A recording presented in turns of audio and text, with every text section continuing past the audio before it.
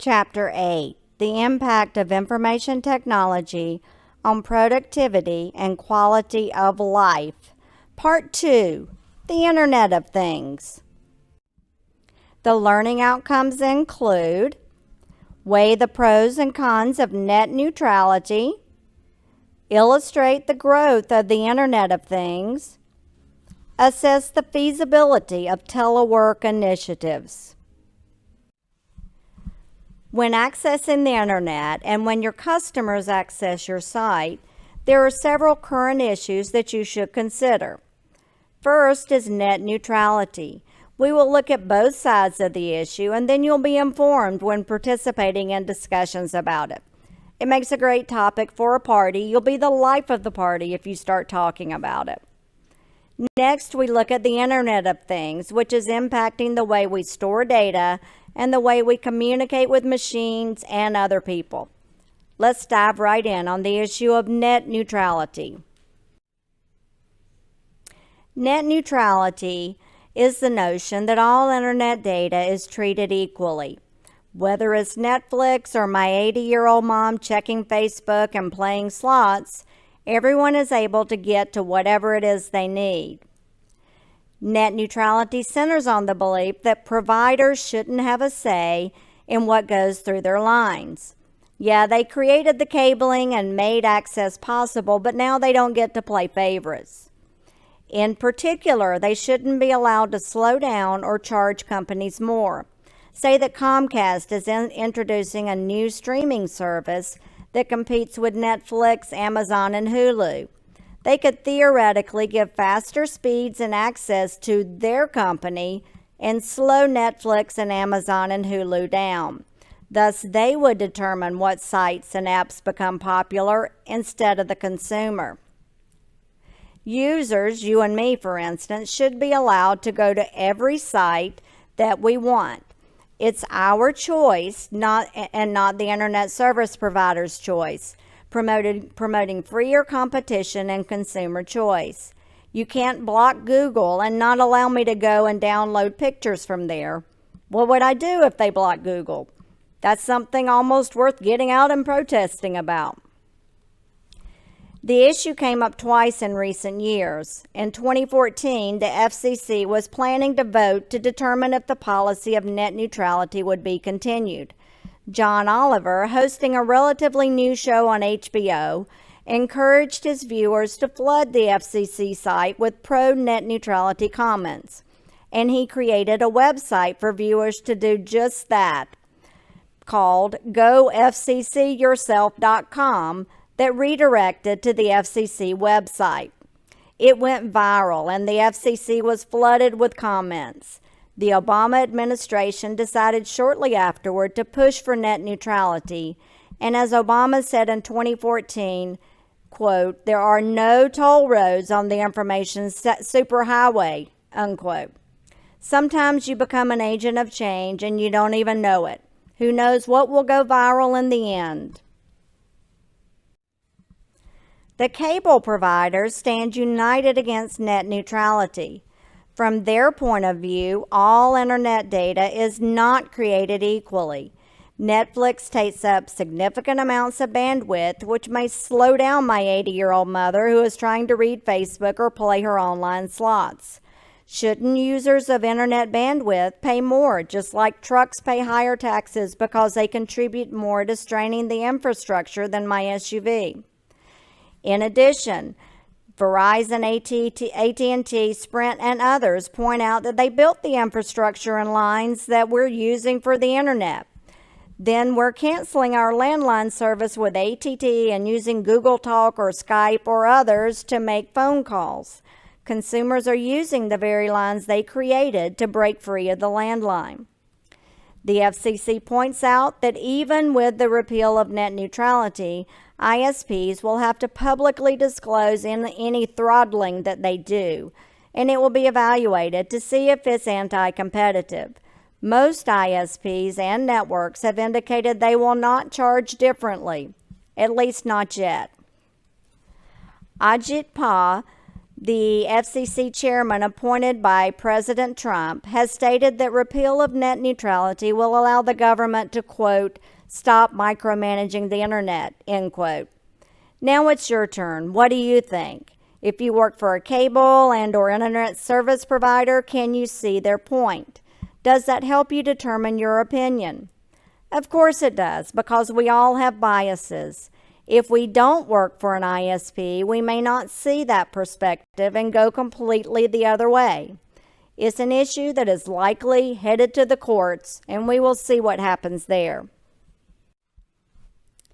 Let's move to a slightly less controversial subject, the Internet of Things, or IoT.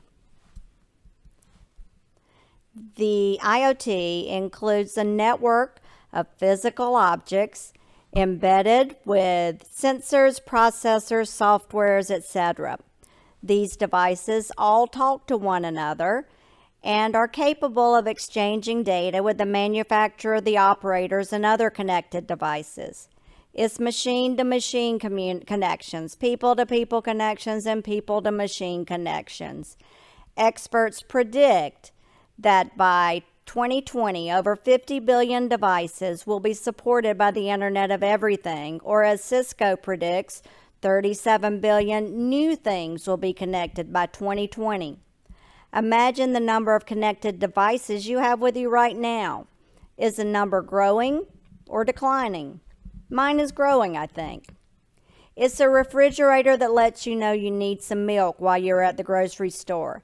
It's a connected camera that lets you know someone is trying to gain access to your home while you're on vacation. It's the Fitbit that tells you how many steps you take and the pacemaker that regulates your heart.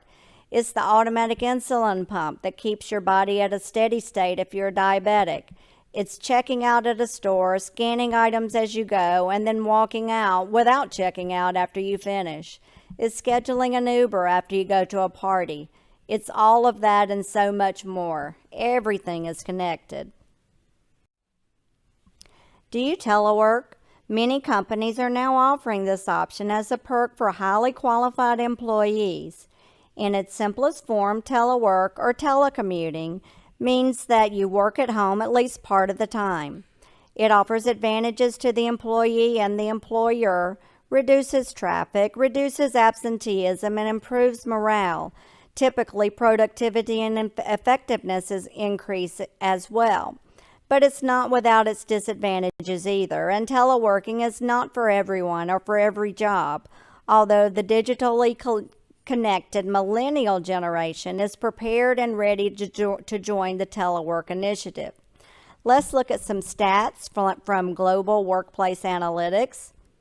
50% of the U.S. workforce believe that they hold a job that is compatible with at least partial telework. 20 to 25% of the workforce teleworks at some frequency, although the amount of telework varies widely depending on many factors. 80 to 90% of the U.S. workforce says they would like to telework at least part-time. As Global Workplace Analytics notes, 2 to 3 days a week seems to be the sweet spot that allows for a balance of concentrative work at home and collaborative work at the office. Larger companies are taking note of the fact that employees are not at their desks 50 to 60% of the time and are redesigning their workspace to reflect the changes. Office space is costly, and if they can use shared modules for mobile employees, they can save money. It's a smart business move. Let's now turn to teleworking, which offers advantages to the employer and the employee, and even to the environment with less miles driven. When Gallup asked people if they had ever telecommuted for their job, 9% said yes in 1995, up to 32% by 2006, and up to 37% by 2015. The numbers vary depending on how the question is asked and how it's defined, but this gives you an idea of how many people currently telework. Looking at telecommuting by education level, 55% of college graduates said they had teleworked, with just over a quarter of non-college graduates. Those with more education are more likely to telework than those without a college degree. When looking at salary, 56% of those with annual household incomes of $75,000 or more are more likely to telework, plunging to only 26% for those with lower household incomes. In addition, 44% of white-collar workers telecommuted, while only 16% of their blue-collar peers had the same option. Like many of the other issues we examined, there are numerous factors that affect your ability to telework. You're already part of the way there. You have a bachelor's degree and are working on a graduate degree. You're likely to have telework options now and or in the future because of your education, experience, and determination. Our typical telecommuter is college educated, 45 years old or older, earns an annual salary of about $58,000 and works for a large company, one with more than 100 employees. Larger companies are much more likely to offer telework opportunities than smaller companies. As expected, full-time employees are much more likely to have telework options as their part-time colleagues. That makes good business sense. You don't know the part-timer as well as the full-timer. Telework is not for every job and not for every person. Some people do better in a work environment and may not have a quiet place to work from home, may lack high-speed internet access, may not have the technology they need, and simply may not work like they would in the office. Personally, I've been teleworking for the last 4 or 5 years. I absolutely love it. My couch is my office, and my dogs are my companionship until others start arriving home from school or practice or wherever. My son would come home in the evening after high school, followed by baseball practice, and would see me in my pajamas, also known as lounge clothes, on the couch with the TV on sometimes and typing on my laptop. He would say, "You have the best job in the world." I had to make a few points to him. First, I was working as he walked in. My job is never away from me while I am home. Second, I didn't telework as much as I do now until I had proven myself to my managers. They knew I would do my job, keep my courses running, communicate with students, etc. If any of that ever falters, I run the risk of losing the telework privilege. In return, what do KSU get? In a building where newly hired faculty members are lucky to get shared office space, I gave up prime corner office space. I asked to move to KSU Center and agreed to share an office there as well, opening up even more options. I don't have to park on the main campus, which may ease parking for others who do have to be there. And I don't even have a work desktop machine. I don't need one and wouldn't use it. I end up working from home all but about 1 day a week, for that means I work from home 6 days a week. It is hard to get away from work, and I have to struggle to turn off work at times. But as someone who is a night owl and who works best late at night when others are winding down, teleworking allows me to adjust my schedule to match my circadian rhythm and maximize my productivity. But it's not for everybody. Go into it knowing the upsides and the downsides. One downside some managers think is that you won't work as hard.